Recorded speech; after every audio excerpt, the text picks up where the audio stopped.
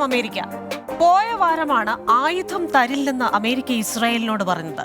ആര് സഹായിച്ചില്ലെങ്കിലും ഒറ്റയ്ക്ക് പോരാടുമെന്ന് ഇസ്രായേലും തിരിച്ചടിച്ചു. സുഹൃത്തുക്കൾ തമ്മിൽ അകലുമോ എന്നൊക്കെ ലോകം ചർച്ച ചെയ്ത് വശാകുകയും ചെയ്തു. ആഴ്ച 2 തികഞ്ഞില്ല.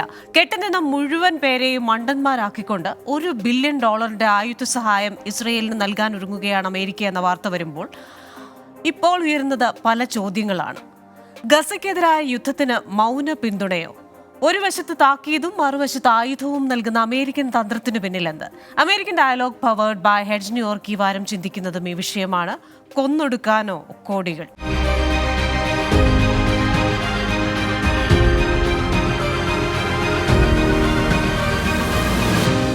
ഇന്നത്തെ എന്റെ അതിഥികൾ: മുൻ ഇന്ത്യൻ നയതന്ത്ര വിദഗ്ധൻ ഡോക്ടർ ടി പി ശ്രീനിവാസൻ,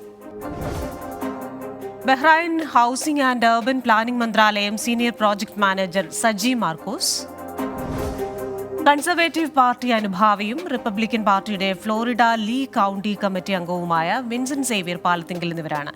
എല്ലാ അതിഥികൾക്കും എല്ലാ പ്രേക്ഷകർക്കും American dialogue powered by Hedge ന്യൂയോർക്കിന്റെ പുതിയ എപ്പിസോഡിലേക്ക് സ്വാഗതം. അതിഥികളിലേക്ക് ആദ്യം ഡോക്ടർ ടി പി ശ്രീനിവാസനിലേക്കാണ്.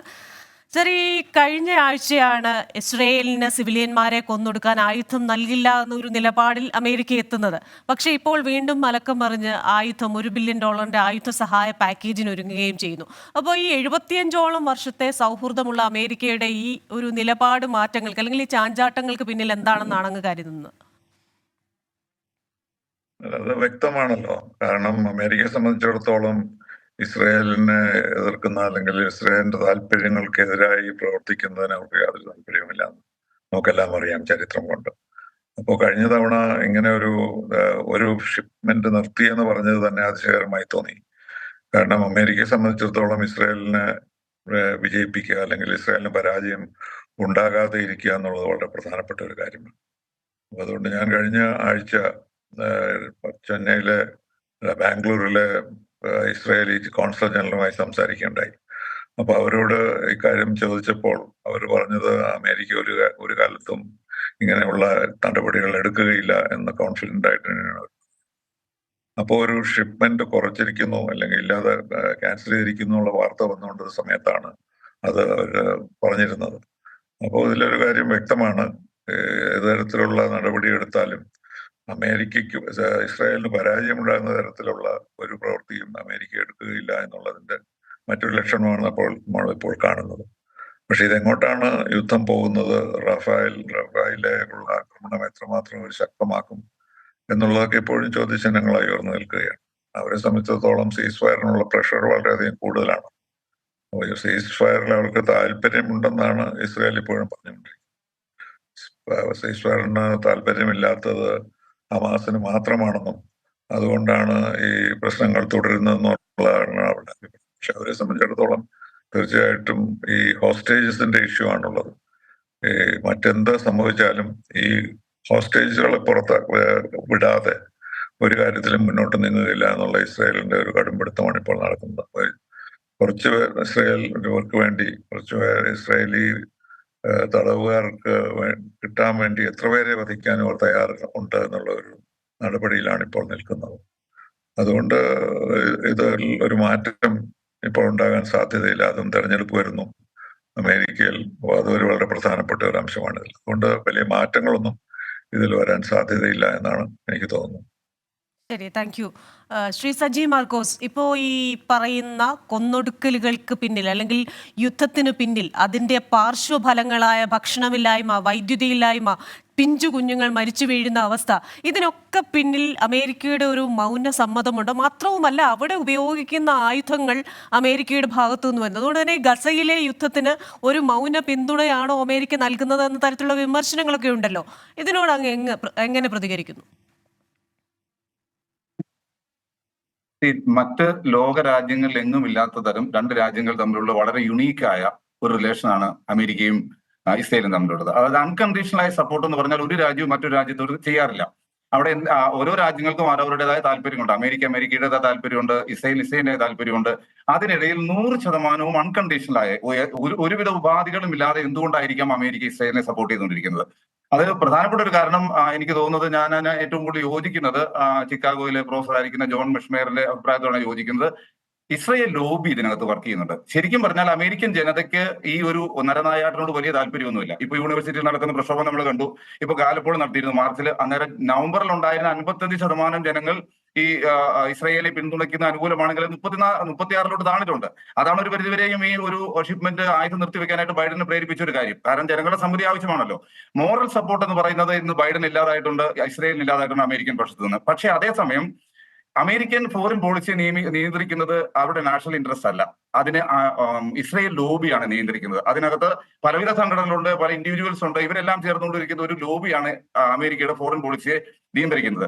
അതാണ് പ്രധാനമായും ഇങ്ങനെ ഒരു തീരുമാനം എടുത്തുകൊണ്ട് ഒരൊറ്റ ആഴ്ചക്കുള്ളിൽ മലക്കം പറഞ്ഞുകൊണ്ട് ബൈഡൻ വീണ്ടും ഒരു ബില്യണിൽ കൂടുതലുണ്ട് ശരിക്കും അത്രയും വരുന്ന ആയുധങ്ങളും ടാങ്കുകളും കൊടുക്കാവുന്ന ഒരു തീരുമാനത്തിൽ എത്തിച്ചേർന്നത്.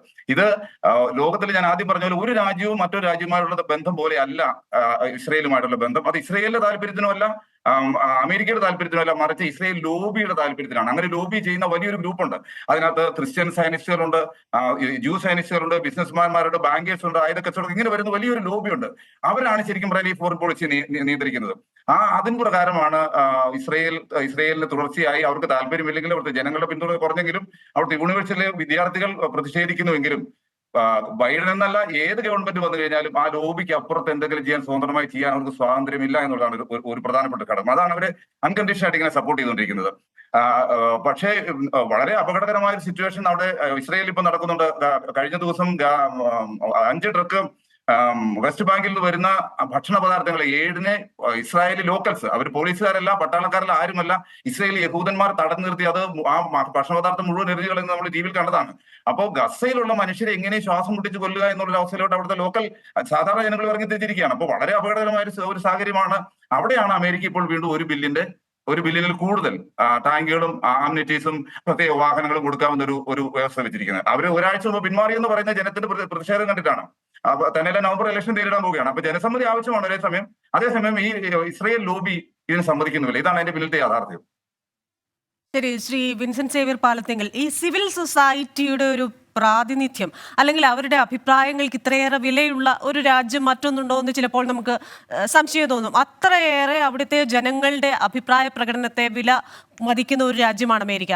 എന്നിട്ടും ഇത്രയധികം ജനങ്ങൾ ഈ പുറത്തുള്ള ഇത്തരം യുദ്ധങ്ങളെ, ഇത്തരം ആയുധ കയറ്റുമതിയെ അവരുടെ നികുതി പണത്തിൽ നിന്നും ചിലവാക്കുന്ന ഇത്തരത്തിലുള്ള പാഴ്ചെലവുകളെന്ന് അവർ കരുതുന്ന കാര്യങ്ങളെ കുറിച്ച് വിമർശിക്കുമ്പോഴും വീണ്ടും ഇത്തരത്തിലുള്ള പാക്കേജ് നമുക്കറിയാം. പലപ്പോഴും ഇസ്രയേലിന് ആയുധ സഹായം ചെയ്യുന്നത് കോൺഗ്രസിനെ പോലും മറികടന്നാണ്, അല്ലെങ്കിൽ പല എതിർപ്പുകളെയും മറികടന്നിട്ടാണ്.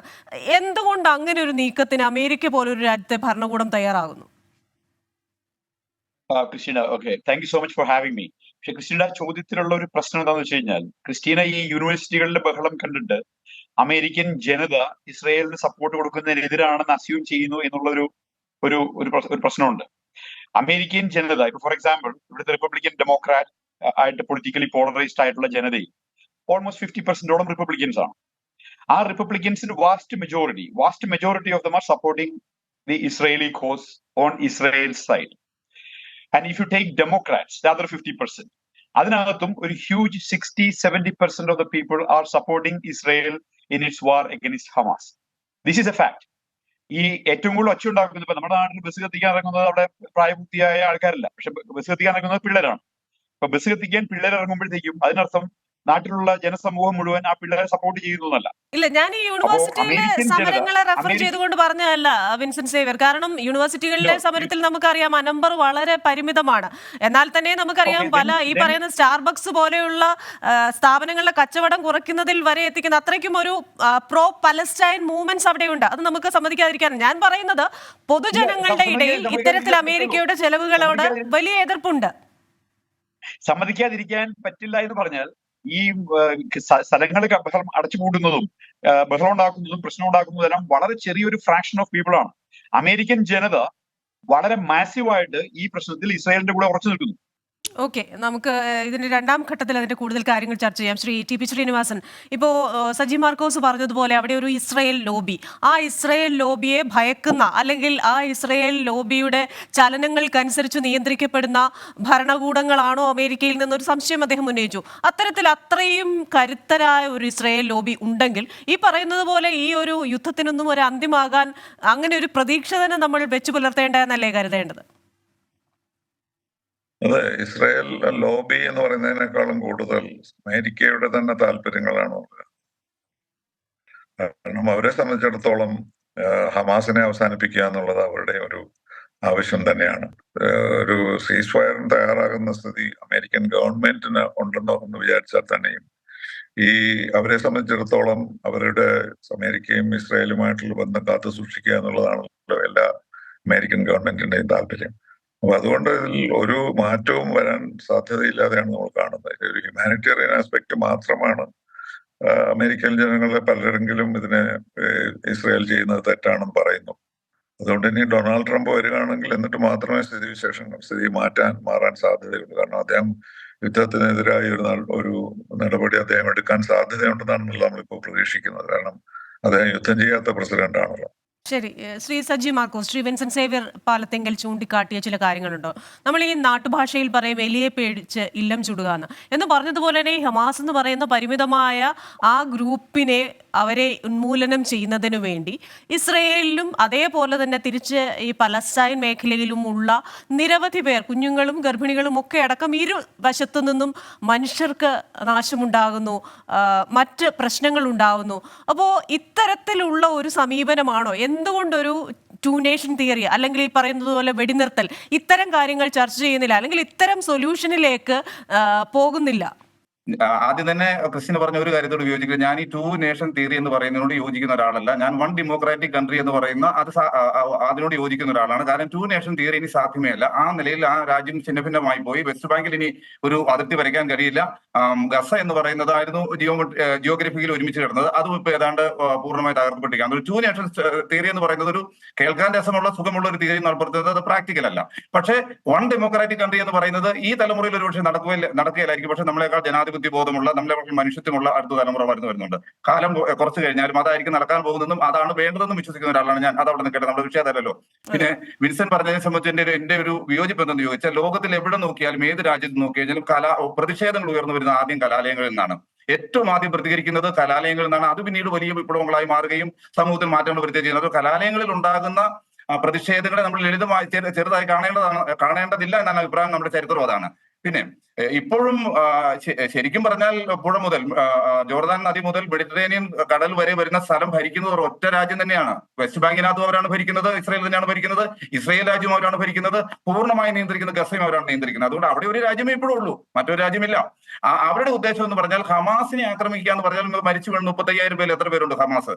അപ്പൊ അത് വെച്ച് ഇസ്രായേൽ യുദ്ധം ചെയ്യുന്നത് പാലസ്തീനെതിരെയാണ്. കൊല്ലപ്പെട്ടുകൊണ്ടിരിക്കുന്നത് പാലസ്തീനികളാണ്, അവരുടെ കുഞ്ഞുങ്ങളാണ്, അവരുടെ സ്ത്രീകളാണ്, അവരുടെ ഗർഭിണികളാണ് കൊല്ലപ്പെട്ടുകൊണ്ടിരിക്കുന്നത്. അതാണ് യാഥാർത്ഥ്യം. അതിന് എന്ത് പേരിട്ട് വിളിച്ചാലും നമ്മുടെ മുമ്പിലുള്ള ഗ്രൗണ്ട് റിയാലിറ്റി എന്ന് പറയുന്നത് സാധാ സിവിലിയന്മാരെ കൊന്നൊടുക്കുന്ന മറ്റൊരു ഭരണകൂടമാണ്.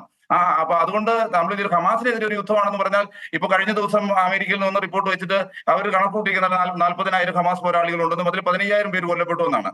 അങ്ങനെയാണെന്നുണ്ടെങ്കിൽ ഇനി ബാക്കി വരുന്നവർ എത്ര പേരുണ്ട്? ഇവരെ കൊല്ലുന്നതിന് വേണ്ടി എത്ര സിവിലിയന്മാർ കൂടി കൊല്ലപ്പെടും? അത്ര പേരെ കൂടി കൊന്നാൽ ഇതിനെ അവസാനിപ്പിക്കപ്പെടും. അവിടെ നടക്കുന്ന ഒരു എത്തനിക് ക്ലിൻസിംഗ് ആണ്. അത് തന്നെയായിരുന്നു ഒരു ലാർജർ, ഒരു ഗ്രേറ്റർ ഇസ്രായേൽ എന്നുള്ളതാണ് അവരുടെ പദ്ധതി. ആ പദ്ധതി ശരിക്കും പറയാൻ നടപ്പാക്കി കഴിഞ്ഞിരിക്കുകയാണ്. കാരണം ഈ സ്ഥലങ്ങൾ മുഴുവൻ ഭരിക്കുന്നത് അവരാണ്, അവരുടെ നിയന്ത്രണത്തിലാണ്, അവരുടെ സൈനിക നിയന്ത്രണത്തിലാണ്. അവിടെ സിവിൽ റൈറ്റ്സ് പോലും മറ്റു മനുഷ്യർക്കില്ല. അപ്പൊ അതുകൊണ്ട് ഇനി അവർക്ക് വേണ്ടത് എന്തെന്ന് വെച്ച് കഴിഞ്ഞാൽ, ഇപ്പൊ ടു നേഷൻ തിയറി എന്ന് പറയുന്നത് നടക്കാൻ പോകുന്നില്ല. വൺ ഡെമോക്രാറ്റിക് കൺട്രി എന്ന് പറഞ്ഞാൽ അടുത്ത കാലത്ത് ഈ തലമുറയിൽ എന്തായാലും നടക്കും ഞാൻ വിചാരിക്കുന്നില്ല. അടുത്ത തലമുറ നടക്കും ഞാൻ വിചാരിക്കുന്നു. ഇനി അതല്ലെന്നുണ്ടെങ്കിൽ ഇവർക്ക് എങ്ങനെ ഭരിക്കാനാണ് ഇപ്പോഴത്തെ പോലത്തെ അപ്പാർട്ടിയുടെ ഭരണകൂടം ഇവർ ഭരിക്കുക? അതായത് ഇവർക്ക് ഇവരുടെ സുപ്രീമസിയും രണ്ടാം തരക്കാരോ മൂന്നാം തരക്കാരോ ആയിട്ട് അവിടെ പാലസ്തീനികൾ താമസിക്കുക എന്നുള്ളത്. അതിനുശേഷം ഒരു എത്തനിക് ക്ലിൻസിംഗ് ഇൻക്രിമെന്റൽ ആയിട്ട് ഇത് ഹമാസ് ഉണ്ടാകുന്നതിന് മുമ്പേ ഇൻക്രിമെന്റൽ ആയിട്ട് നടന്നുകൊണ്ടിരിക്കുകയാണ്.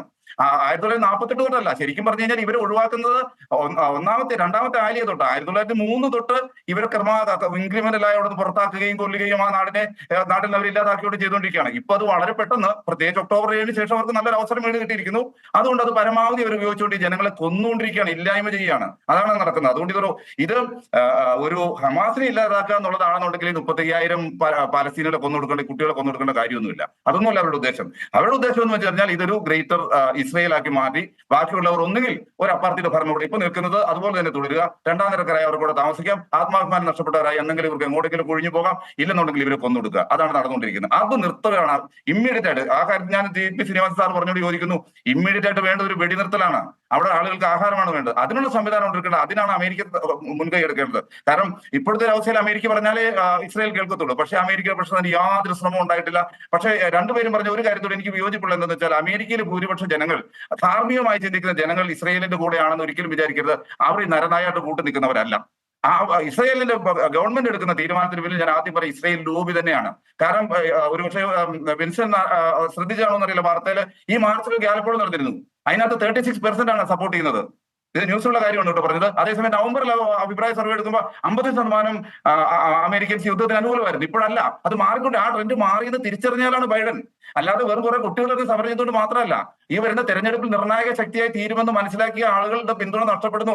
ജനങ്ങൾ ധാർമ്മികമായി ചിന്തിക്കുന്നു. ജനങ്ങൾ അമേരിക്കൻ ഭരണകൂടത്തിന് അനുകൂലിക്കുന്നില്ല എന്ന യാഥാർത്ഥ്യം മനസ്സിലായപ്പോഴാണ് ഒരാഴ്ച മുമ്പ് ഷിപ്മെന്റ് നിർത്തിയത്. പക്ഷെ പെട്ടെന്ന് മലക്കം അറിയാനുള്ള കാരണം ഞാൻ ആദ്യം പറഞ്ഞ ഇസ്രായേൽ ലോബിയുടെ സമ്മർദ്ദമാണ്. അതുകൊണ്ട് ഇതിന് ഒരു കാര്യത്തോട് TP സാർ പറഞ്ഞോട് ഞാൻ യോജിക്കുന്നു. എളുപ്പമായ പരിഹാരമൊന്നുമില്ല. സമീപഭാവിയിൽ അതിന് പരിഹാരം ഉണ്ടാവുകയുമില്ല. അതിന് ജനങ്ങളുടെ അഭിപ്രായം അറിഞ്ഞ് പ്രവർത്തിക്കുന്ന ഒരു US പ്രസിഡന്റ് അവിടെ ഉണ്ടാകും, ഒരു US ഗവൺമെന്റ് ഉണ്ടാകും, മറ്റേ ഫോറിൻ പോളിസി അതനുസരിച്ച് ഉണ്ടാകുകയും ചെയ്താൽ മാത്രമേ ഇതിനൊരു പരിഹാരമുള്ളൂ. ഇല്ലെങ്കിൽ ഈ തന്നിഷ്ടം ഇസ്രായേൽ ഗവൺമെന്റ് തുടരുകയും അമേരിക്കയെ സപ്പോർട്ട് ചെയ്തുകൂടെ ചെയ്തിരിക്കും. ഇപ്പോൾ നമ്മളൊരു ഉദാഹരണം പറയുകയാണെങ്കിൽ, വളരെയധികം ജനങ്ങൾക്ക് വിനാശം വിതയ്ക്കുന്ന അല്ലെങ്കിൽ വളരെ വിനാശകാരികളായ രണ്ടുപേർ വിൻസെന്റ് സേവിയറിന്റെ വീട്ടിൽ വരുന്നു.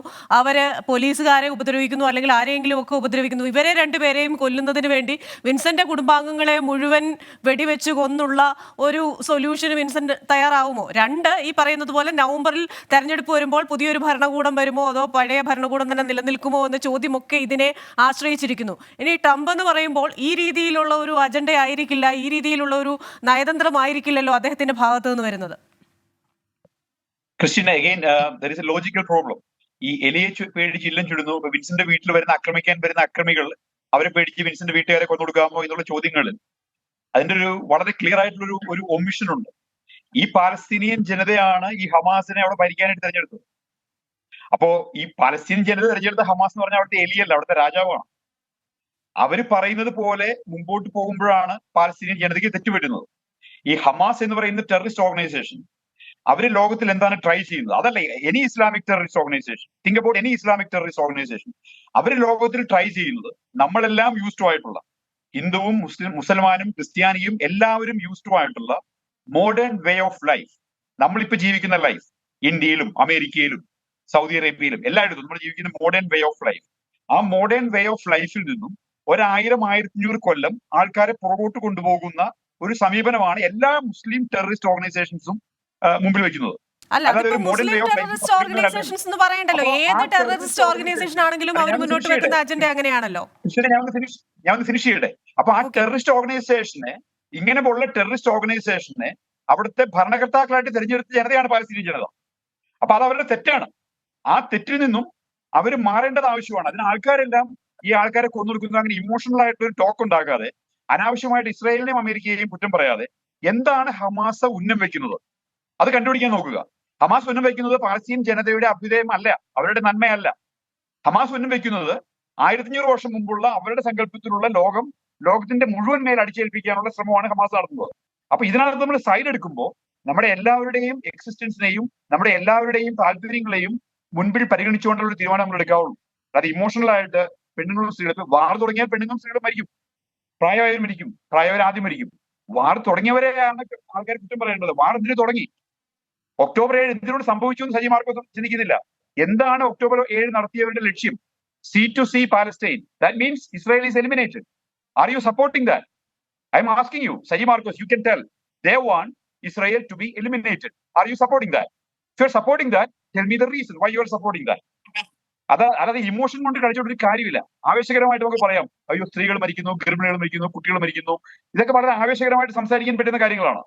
ഇത്രയും നാളും ഈ ഇസ്രായേൽ ഉണ്ടായ കാലം തുടങ്ങി അത് അമേരിക്കയുടെ ഇൻട്രസ്റ്റ് ആണ്. അംബാസിഡർ അത് കറക്റ്റ് ആയിട്ട് പറഞ്ഞു. അത് ഇസ്രായേലിന്റെ ജ്യൂസിനെ സപ്പോർട്ട് ചെയ്യാനായിട്ടൊന്നും അല്ല. ആ ഏരിയയില്, ആ പാർട്ട് ഓഫ് ദ വേൾഡിൽ വളരെ സ്ട്രോങ് ആയിട്ടുള്ള പ്രസൻസ് അമേരിക്കയ്ക്ക് വേണം. അത് അമേരിക്കയുടെ കയ്യിൽ നിന്ന് പിടിവിട്ടുപോയി, ബ്രിട്ടന്റെ കയ്യിൽ നിന്ന് പിടിവിട്ടുപോയി, സ്വാതന്ത്ര്യം കൊടുത്തു എല്ലാം ഇസ്ലാമിക് രാജ്യങ്ങൾ. അതിനിടയിൽ കൊണ്ടുപോയി ഒരു ഇസ്രായേലിനെ ഉണ്ടാക്കിയത് തന്നെ അത് അമേരിക്കയുടെ ഇൻട്രസ്റ്റ് ആണ്. ആ അമേരിക്കയുടെ ഒരു സെൽഫ് ഇൻട്രസ്റ്റ് തന്നെയാണ് ഇസ്രായേൽ എക്സിസ്റ്റ് ചെയ്യേണ്ടതും. അല്ലാതെ ജ്യൂസിനോടുള്ള സ്നേഹം കൊണ്ടോ മുസ്ലിംസിനോടുള്ള വിരോധം കൊണ്ടൊന്നും അല്ല ഇത്. It's basically America's self-interest to make sure that Israel survives. Israel is a very tiny country. Less than half the size of Kerala. That country survive ചെയ്യാനുള്ള റൈറ്റ് അത് അമേരിക്ക ഇല്ലെങ്കിൽ അത് നടക്കില്ല. അമേരിക്കയുടെ സപ്പോർട്ട് കൊണ്ട് മാത്രമേ നടക്കുള്ളൂ. അതാണ് അമേരിക്കയുടെ പോളിസി. അതിൽ നിന്ന് മലക്കം പറഞ്ഞതാണ് ബൈഡന്റെ പോളിസി, സപ്പോർട്ട് ചെയ്യില്ല എന്ന് പറഞ്ഞത്.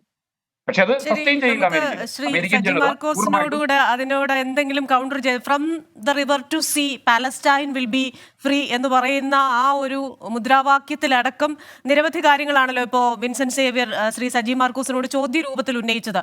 അതിന് വളരെ പെട്ടെന്നൊരു മറുപടി. ഒന്നാമത്തെ കാര്യം, ഈ ഒക്ടോബർ 7-നെ കുറിച്ച് നമ്മൾ സംസാരിക്കുമ്പോൾ ഒക്ടോബർ 7 ഉണ്ടായത് തികച്ചും ഒരു സിവിലിയനെങ്കിലും കൊല്ലപ്പെടുന്നത്, ഒരു കുട്ടിയെങ്കിലും കൊല്ലപ്പെടുന്നത് തികച്ചും നമുക്ക് അപലപനീയമാണ്, നമുക്ക് അംഗീകരിക്കാവുന്ന ഒരു കാര്യമല്ല. പക്ഷേ അതേസമയം അവരെങ്ങനെ ആ ഘട്ടത്തിൽ എത്തിയെന്നുള്ളത് കൂടി ചിന്തിക്കപ്പെടുന്ന ഒരു പരിഹാരം. റൂട്ട് കോസ് ചിന്തിക്കാതെ നമ്മളൊന്നുണ്ടായ ഒരു അട്രോസിറ്റിയെ കുറിച്ച് മാത്രം പരിഹാരം ഉണ്ടാക്കി അവരെ എലിമിനേറ്റ് ചെയ്യാനായിട്ട് കുട്ടികളെ കൊന്നെടുക്കുകയല്ല വേണ്ടത്. എങ്ങനെയാണ് അവർ അത്തരത്തിലൂടെ എത്തിത്തീർന്നത്? ഒരു പ്രത്യാക്രമണത്തിലേക്ക് ജീവിക്കാൻ നിർവാഹമില്ലാത്ത ഒരുപാട് മനുഷ്യരെ ഇടവൻ എങ്ങനെയാണ് മാറി തീർന്നത്? എങ്ങനെയാണ് അവർ ഇസ്രായേലോട്ട് കയറി ആക്രമിക്കുന്ന ഒരു തീരുമാനത്തോട്ട് ഹമാസ് എത്തിച്ചേർന്നത്? ആ കാരണം കൂടി പരിഹരിച്ചാൽ മാത്രമേ ഇത്രയും കാലം ഈ ഹമാസ് ഉണ്ടാകുന്നതിന് മുമ്പുള്ള ചരിത്രമാണത്. ഹമാസ് എന്നാണ് ഉണ്ടായത്? അതിന് മുൻപേ തന്നെ ഈ മനുഷ്യരുടെ വീടുകൾ നഷ്ടപ്പെട്ടുകൊണ്ടിരിക്കുകയാണ്. നിങ്ങൾ ആംനെസ്റ്റി ഇന്റർനാഷണലിന്റെ വെബ്സൈറ്റ് എടുത്ത് നോക്കിയാലും യുണൈറ്റഡ് നേഷൻസിന്റെ വെബ്സൈറ്റ് എടുത്ത് നോക്കിക്കഴിഞ്ഞാൽ അതിനകത്ത് കാണാം, ഇസ്രായേൽ ഉണ്ടായപ്പോൾ തന്നെ 7 ലക്ഷം മനുഷ്യർ ഇവിടുന്ന് പുറത്തുപോയി. അവരിൽ പകുതി പേരിന്ന് അഭയാർത്ഥി ക്യാമ്പിൽ കിടക്കുക. അയാളുടെ 3-ാം തലമുറയിലെ യുദ്ധം ചെയ്യുന്നത്. അപ്പൊ അതുകൊണ്ട് ഇതിന് വലിയൊരു ചരിത്രമുണ്ട്. ആ പ്രശ്നം പരിഹരിക്കാതെ ഒക്ടോബർ 7-ൽ നിന്ന് മാത്രം ചരിത്രം ഉണ്ടായതായി നമ്മൾ ഇതിന് ചർച്ച ചെയ്താൽ ഇതിന് പരിഹാരം ഉണ്ടാവില്ല. അവിടേക്ക് ആ എന്റെ ചോദ്യം ഇതാണ്, സജി വിശ്വസിക്കുന്നോ Israel has to be eliminated or not? No Israel എന്ന് പറഞ്ഞ രാജ്യമുണ്ട്, ഇപ്പോഴുണ്ട്, ഇനി അത് ഇല്ലാതാകുന്നില്ല ഒരിക്കലും. പക്ഷേ അതൊരു അപ്പാർട്ടിയുടെ ഭരണം അല്ല. ഞാനെന്ന് പറഞ്ഞിട്ട് നിങ്ങൾ ചോദിച്ചു, അതൊരു അപ്പാർട്ടിയുടെ ഭരണകൂടമായി നിൽക്കാൻ പാടില്ല. അതൊരു ഡെമോക്രാറ്റിക് കൺട്രി ആയിട്ട് നിൽക്കണം. അവിടുത്തെ സിറ്റിസണും ചുറ്റുമുള്ള രാജ്യങ്ങൾക്കും അവകാശങ്ങളും, ചുറ്റുമുള്ള രാജ്യത്തിന് അത് തുല്യമായ അവകാശം വേണം. അതിനകത്തുള്ള ഡിസ്ക്രിമിനേറ്ററി ലോസ് എല്ലാം എടുത്തു കളയണം. അതിനുള്ളിൽ പാലസ്തീനയുടെ 20% ഇല്ലേ? ആ 20% പേരെ ഇന്ന് മൃഗസമാനമായ ജീവിതം അതിനകത്ത് നയിക്കുന്നത്. അതൊരു ഡെമോക്രാറ്റിക് കൺട്രി അല്ല. പറയുന്നില്ല ഈ ഇസ്രായേലിനെ എലിമിനേറ്റ് ചെയ്യുന്നു എന്ന് പറയുന്ന പാലസ്തീനിയൻ പോളിസി തെറ്റാണെന്ന് എന്തുകൊണ്ട് ഹമാസ് സജി പറയുന്നില്ല? ഇസ്രായേൽ എലിമിനേറ്റ് ചെയ്യാൻ ഇനി ആർക്കും പറ്റില്ല. അങ്ങനെ ഒരു രാജ്യമുണ്ട്. പറയുന്നതാണല്ലോ. ഇല്ല, ഇന്നത്തെ ഇസ്രായേൽ ആ പോളിസി വെച്ചുകൊണ്ട് തുടരുന്നത് തെറ്റാണ്. കാരണം അതൊരു ഡെമോക്രാറ്റിക് കൺട്രി അല്ല, എത്നോക്രാറ്റിക് കൺട്രിയാണ്. അവിടെ നാഷണാലിറ്റി എന്ന് പറഞ്ഞാൽ യഹൂദിന് മാത്രമേ ഉള്ളൂ. അവിടെ താമസിച്ച ദ്രൂസിനില്ല, ക്രിസ്ത്യൻസിനില്ല, പാലസ്തീനികൾക്കാർക്കുമില്ല. അവിടുത്തെ വിഭവങ്ങൾ വിതരണം ചെയ്യുന്നത് നാഷണാലിറ്റി. സജിയുടെ പൊസിഷനാണ്. സജി അതിനെ സപ്പോർട്ട് ചെയ്യുന്നോ ഇല്ലയോ? ഏതിനെ? ഇസ്രായേലിനെ എലിമിനേറ്റ് ചെയ്യണമെന്ന് പറയുന്ന ഹമാസിന്റെയും പാലസ്തീന്റെയും സ്റ്റാൻഡിനെ സജി സപ്പോർട്ട് ചെയ്യുന്നോ ഇല്ലയോ? ഒരിക്കലും ഇല്ലെന്ന് മാത്രമല്ല, അത് സാധ്യവുമല്ല. 70 വർഷമായി ശക്തമായ സാധ്യമല്ലെങ്കിൽ അത് അവരോട് പറയേണ്ട ഉത്തരവാദിത്വം സജിക്കില്ലേ? തീർച്ചയായിട്ടും. പക്ഷേ ഇന്നത്തെ ഇസ്രായേൽ ആ നിലയിൽ തുടരുന്നതാണ് ഞാൻ പറഞ്ഞത്. ഒരു അപ്പാർട്ടിയുടെ ഭരണകൂടമായി അവിടെ തുടരുകയല്ല വേണ്ടത്. അത് ഡെമോക്രാറ്റിക് കൺട്രി ആയിട്ട് മാറുക വേണ്ടത്. അതാണ് വേണ്ടത് ഇന്നത്തെ. അതായത് ആ ഏരിയയിൽ ഡെമോക്രസി ഉള്ള ഒരേ ഒരു കൺട്രി ഇസ്രായേലാണ്. ഞാൻ ഒറ്റ കാര്യം പറഞ്ഞു, അത് ഡെമോക്രസി ആണെന്ന് വിശ്വസിക്കുന്ന നമ്മൾ കുറെ മണ്ടന്മാര് മലയാളികളോട്ടോ. സജി മണ്ടനായിരിക്കാം, ഞാൻ മണ്ടനല്ല. ഞാൻ 2018 ബേസിക് ലോയുടെ അമെന്റ്മെന്റ് നടന്നല്ലോ. അന്ന് 55 പേര് 120 പേരുള്ള കനസത്തിൽ 55 പേര് എതിർത്തു.